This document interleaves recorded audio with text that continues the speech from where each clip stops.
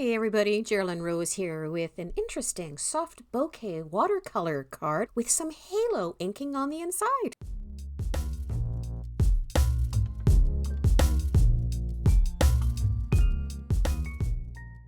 This panel started out, it was intended for another card as the background for it, but it turns out so pretty, I thought, you know what, that should just be a card by itself. We had the old rabbit tool out, putting some powder down on the watercolor background so that the embossing powder wouldn't stick in places it wasn't supposed to.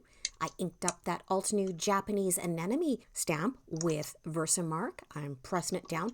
I'm going to do a second impression because watercolor has got a lot of texture in it. You want to make certain that it is taken everywhere. Using the Wow Clear Matte Dull embossing powder on this, I just want ridges. I don't want it so that it's got something shiny and glossy sticking up. I just want something that's going to contain the watercolor.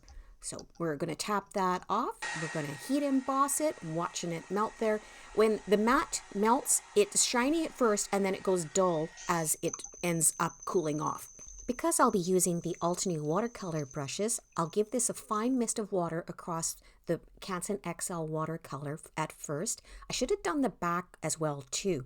It would help to prevent it from curling. Then I'm going to take out the watercolor brushes. I'm going to just drop little sections of the watercolor into the areas that I want to highlight. So I'm just getting it into place at first. I will draw this out later with a water brush pen. For those of you intimidated by the thought of using the watercolor brush pens because they're very concentrated, the pigment is quite intense, and you're probably thinking, oh, I can't do it. This is only my second time trying them out. You do have to prime them. You saw that there was one there that I hadn't used yet. You have to get the residue off the end of the brush and then keep squeezing, but don't squeeze it over top of your panel because when it finally comes out, you could end up with a big drop there. They seem to work really well as long as you keep the panel wet so that the watercolors will flow. And as I stated previously, you're going to want to draw it out with a watercolor brush after.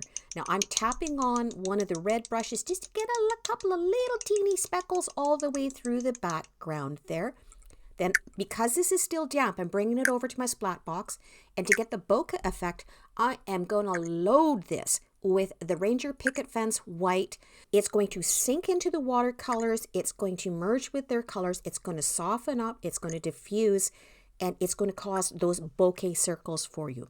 So once that's dry, I got out the Altenew geometric frames and off camera, I die cut out the one flower up at the top that I wanted to focus on because I thought it would be neat to do an eclipse drop down with it in the background to highlight this sentiment from the Fashion Monger Dahlia set, that one of a kind. So I had that one flower up the top that was one of a kind.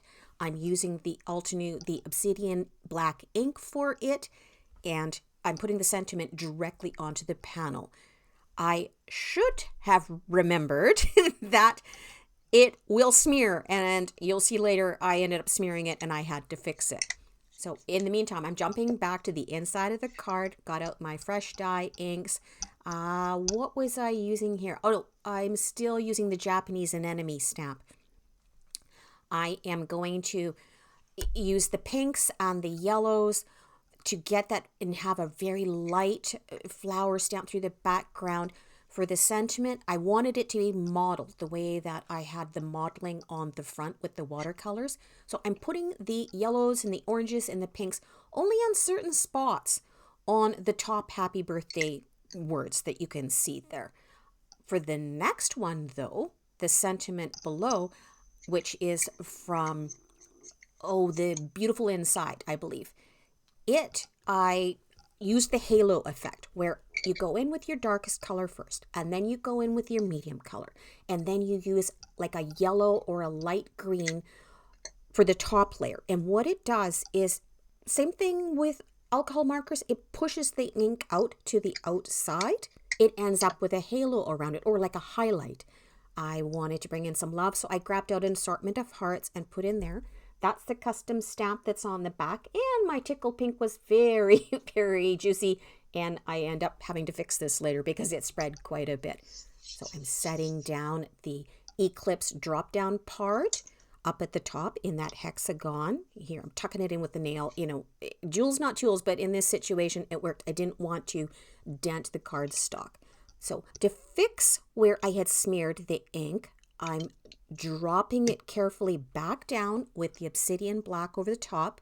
I am first going to use the Ranger Sparkle Black over top of it.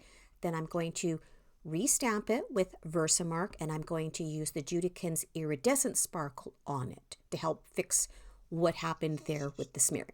I also think birthday cards should have some kind of shininess or bling bling on them. I didn't want to put jewels on because the painting itself was so pretty. That's why I'm using the 2 types of sparkle embossing powder as well. And when you watch it melt, it looks like a shiny unicorn skin or horn, or, you know, the good part of the unicorn anyways. I suppose I could have added some iridescent sequin discs, but I think with the Eclipse drop down, that it was all that it needed. This is where I could totally lose this whole thing. I'm trying to fix the stamp on the back, judging where it is. And guess what? Woo! It worked. I just highlighting one of the hearts again on the inside with a little bit more color. Then I'm bringing in my Nuvo Glitter Gloss pen to put some final shimmer over the outside and kind of cause them to fuzz out a little bit more. So there we are. Yay! I fixed one of my mistakes another time. One of those puzzles that I had to figure out, how am I going to fix this? And I did. That's our finished card. It is a birthday card with lots of color in it and some shininess and just fun energy. You guys get into your craft room, do the same, be that change you want to see in the world. Thanks so much for watching. We'll catch you next time. Bye-bye.